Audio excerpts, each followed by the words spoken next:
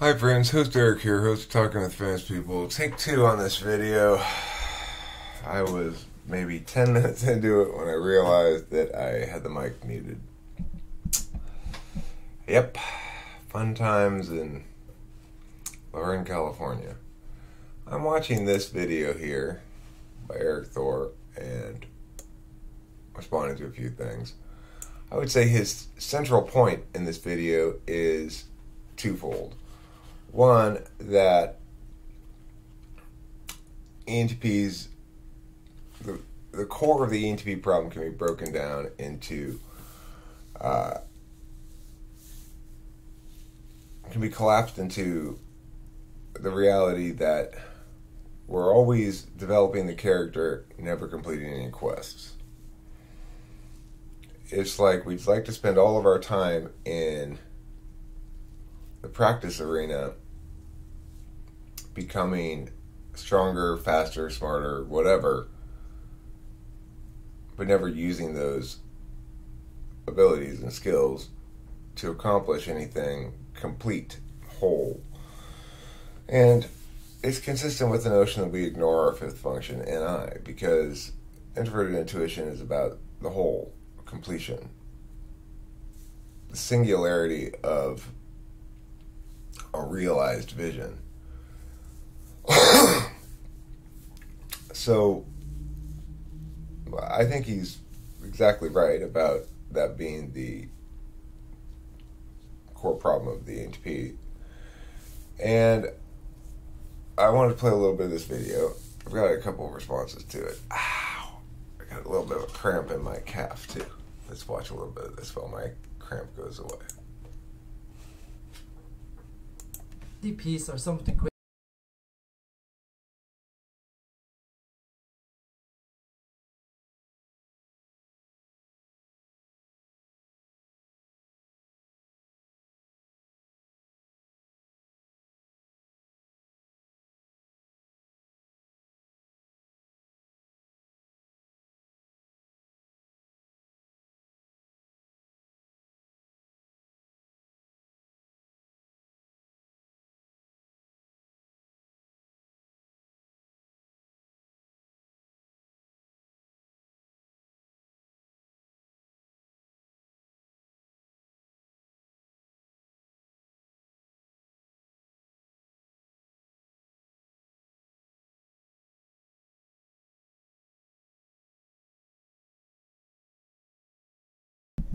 He's definitely right about that last bit. It does all tie together. It is all a resource. It does all come in handy. And if you master the task, then it becomes a resource for you. You don't even have to master the task. Like, I haven't mastered anything masterable. I mean, I've mastered a few things, but only a few kinds of things are masterable. Like, I mastered English grammar. It's a closed system, more or less, and it's a finite system, as necessarily as a consequence.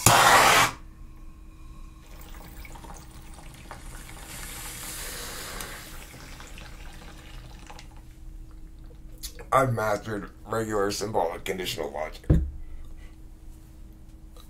That doesn't mean I've mastered all symbolic logics.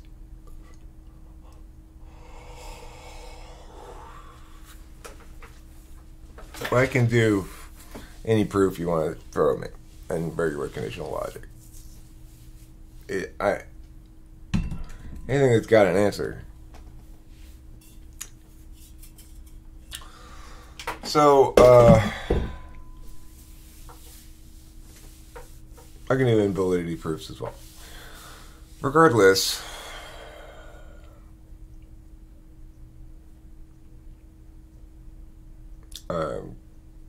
got a little off track from being high, I think. So, one of my responses to this is that the reason we have so many things that we learn and get good at, in part, is because ENTPs want to impress. We'd like to go into any circumstance in which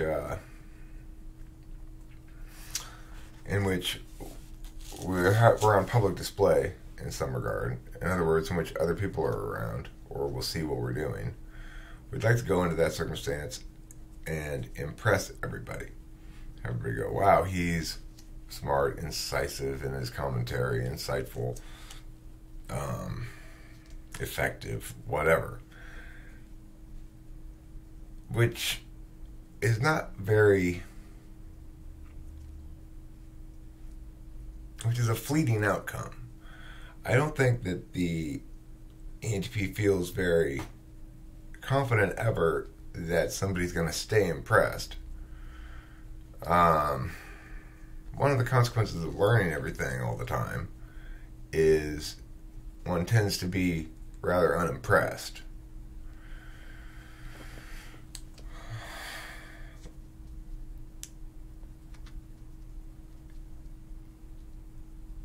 There's only so much breadth to ideation in the world.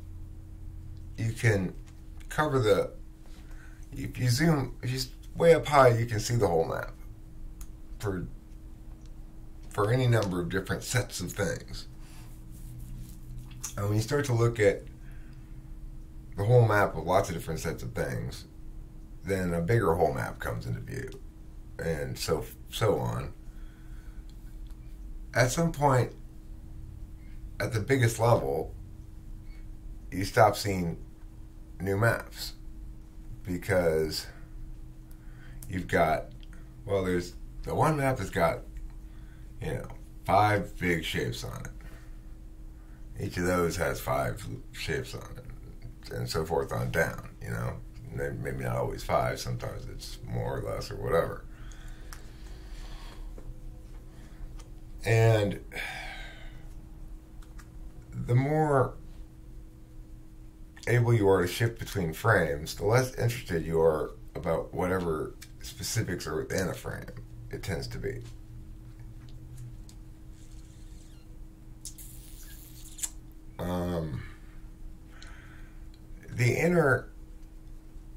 The inter-usability of apparently disparate skill sets and pieces of knowledge and blah blah is something that the ENTP is likely to be well aware of, or at least once, if they weren't before, will think about it now and become more well aware of, because extrovert intuition is about disparate connections. It takes two things that seem to be not related and then links them together with some third magical force called intuition, and links that with the existing thing that's, and then you end up with a story about whatever. A story about a yellow cylinder found in the woods by a child of a primitive cultured civilization, a primitive cultured group of people that exists out in the jungle as yet unfound somehow by humans and is living authentically in the Stone Age way. And she finds a yellow cylinder and doesn't know what it is. And it turns out, what it was one of these torch things, because that's what I had in my vision right then. So where did I get the other shit from? I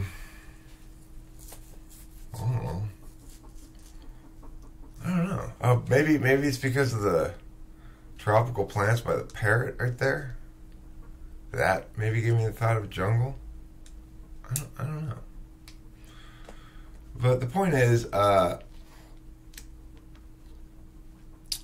idea of a primitive culture person finding a yellow cylinder and not really knowing what it is a simple enough idea. It's like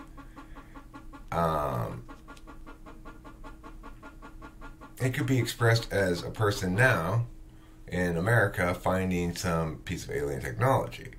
It's equivalent to that. And so there's this movie called The Gods Must Be Crazy where in South Africa some Aborigine finds a Coke bottle and causes problems in their tribe or something.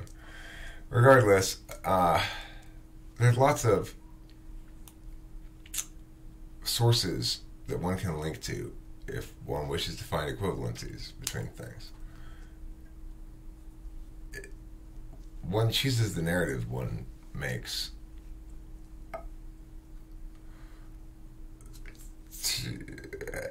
Reality provides the natural landscape upon which you build, and you're wise to try to build around the landscape rather than just bulldoze everything flat. But at the end of the day, you're still the one doing the building and the designing. You can't blame the landscape when you know, if you make bad design and building choices. You go, well, I'm just going to refuse to acknowledge that this rocky peak here is here. That's not going to help. Also, sitting there and whining about the rocky peak and drawing attention to it all the time isn't going to help either. So you've got to choose alternate narratives. Make that rocky peak something about you're overcoming of adversity or some shit like that, right? This is part of the issue with the ENTP as well, is the ability to narratively create meanings that legitimize things that maybe they're ill-advised to legitimize. But the reason I wanted to start this video and what I was going to say in it originally is that something, I don't know if Erik gets to it at the end of this or whatever, but I doubt it. I think his lessons in this video, like he has a formula that he uses, which is get a topic like that, talk about the type, how they are, blah, blah, blah. And then present some solutions or something. Like, here's how you can improve this. Use those skills, master the task. You know, whatever it says. But being with an ISFJ, being with your dual is one way to maximize your effectiveness and your ability to complete projects. Because whereas the ENTP is naturally jumpy, likes to begin projects more than likes to finish them, etc. It's also the case that equivalently the ISFJ is not like that. With SI dominant, they know foremost. They're a perceiver. MBTI calls them judgers for a reason, though, which is being a knower with a extroverted interface function second. It makes her very judge-like. The reason knowers and doers are perceivers rather than judgers is because it's not a time inclusive. It doesn't require time.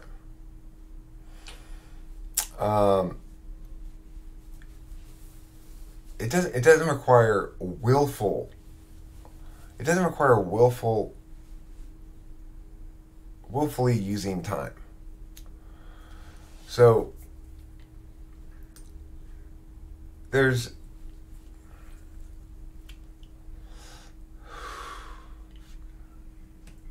ideation doesn't occur with either sequential turn-based time. It doesn't occur on that. Like there's no order of operations at all, and there's no sequence at all. It's just it's time insensitive in that regard, turn insensitive, unless it's about the turn itself. So it can meta up, but it's non-lateral. In contrast, thinking is lateral. Things have to follow logically, progressively from the thing before. Knowing is similarly non-lateral and not even part specific. In other words, you don't have to. The sum is independent of the parts.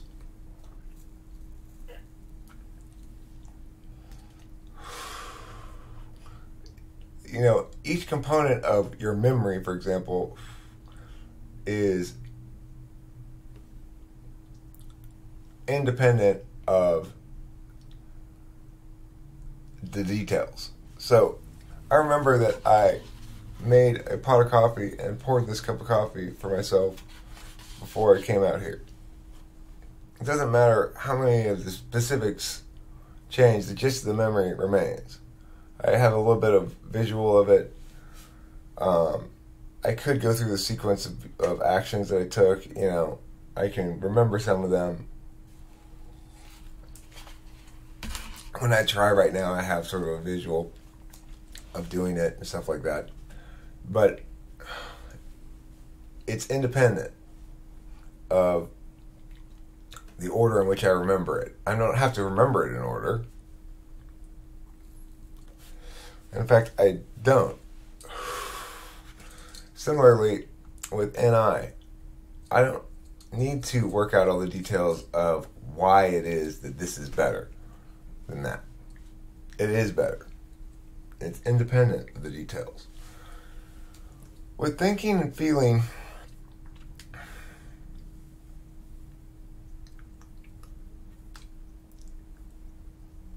with both the interface functions, it's obviously not the case.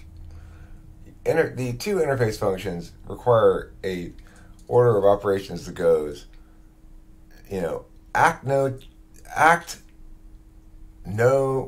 judge, act, no, judge, act, no, judge.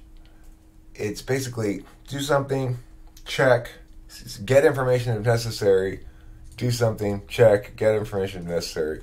It's this back and forth process that requires, it's the actual execution, it's the actual playing of a turn rather than preparing to play for your turn. Like, you're not in a phase where you're looking at your cards and moving things around on the board and deciding what you're going to do. You're actually doing shit and then responding to what they do and blah, blah, blah, blah. That's interfacing. But, introverted feeling, I don't know how that really fits in. But TI fits in, obviously, because it's conditional. So it's antecedents and consequence, which is kind of like ordinal, and it has an element of ordinality to it, but it's not the same thing as causal ordinality. Anyway, have I gotten off topic here? I don't think I have. I think I have a point here. Oh yes, that's right. So why are SI DOMs perceivers? Well, it's because it's got that independence thing to it. It's independent of sequence and time knowledges, and it's independent of the details. Whereas TI, FI, FE, TE are detail and time and order of operations dependent. So, in that regard, she's a perceiver. But because her perceiving function is a knowledge function that's independent of the details, not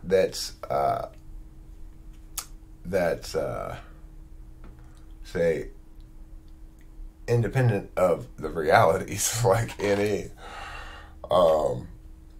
it's much more holistic, right? So she knows what she's decided before about this thing, and she likes an environment that encourages her ongoing ideation about that thing, but she never escapes that frame because it's fourth slot NE, and she expects to see it done. Now, I know that she's not going to be happy until and unless I finish this thing. And she's managing my emotions the whole time, learning to manage my emotions better as time passes, and keeping me happy, keeping me fed, taking care of me on multiple levels while I'm completing this big thing that she's envisioned. Many weeks of my time on her big chicken coop project, forsaking just about everything else. So that's how effective a creature she is in the world while having polar TE. People with FE tool, that is, say, INFJs and ISFJs, in the best possible sense of the word, they use other people to affect change in the world. They don't exploit them.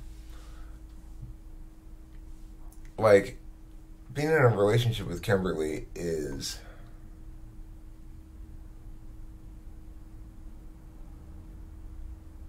it's endlessly interesting to me.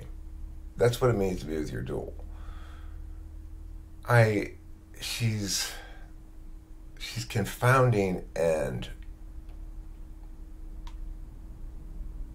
developing, growing, evolving in ways that perceivers do. But she's affecting concrete frames around behaviors that are these concrete frames around behaviors we call projects. She affects those in my life in ways that are typically associated with judgers. So the long and the short of this whole video is, Erik, Thor, I thought that was a pretty good video, the however many minutes of it I watched. 10 minutes. I'll probably watch the rest of it. Let's watch a little bit more and see what he has to say. Other side.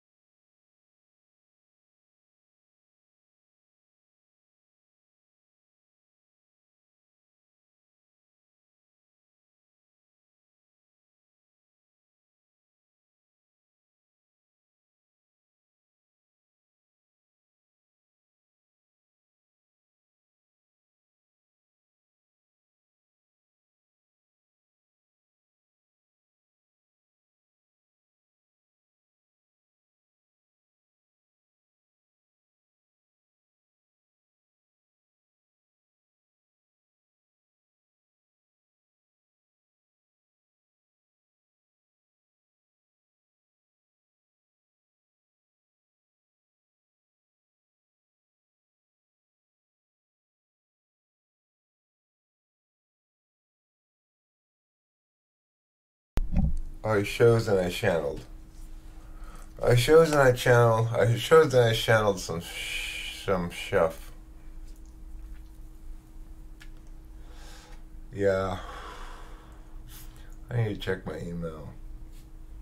I've been playing email avoidance syndrome for a while now.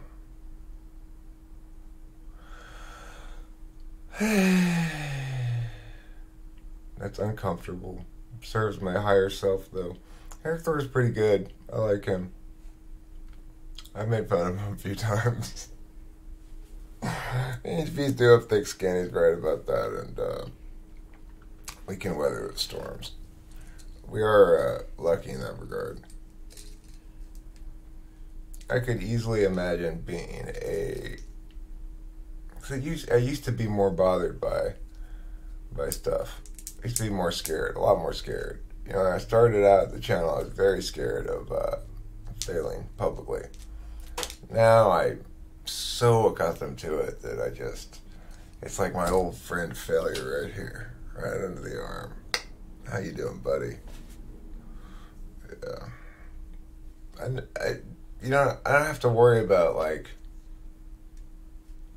learning to lose, for example. You hear about teams doing that stuff. People get too used to losing and become okay with it or whatever. That's not a problem for me. I'm not worried about that. I'm best served by embracing the reality of my failures and acknowledging them and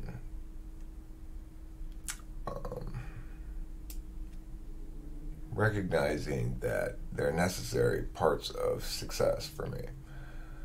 Gary said in his comments something about he fails first to sort of whatever he said for whatever reason. The reason I fail first, as I thought about it more, is because I'm always trying something wacky. And then going, okay, that didn't work. Let's adjust.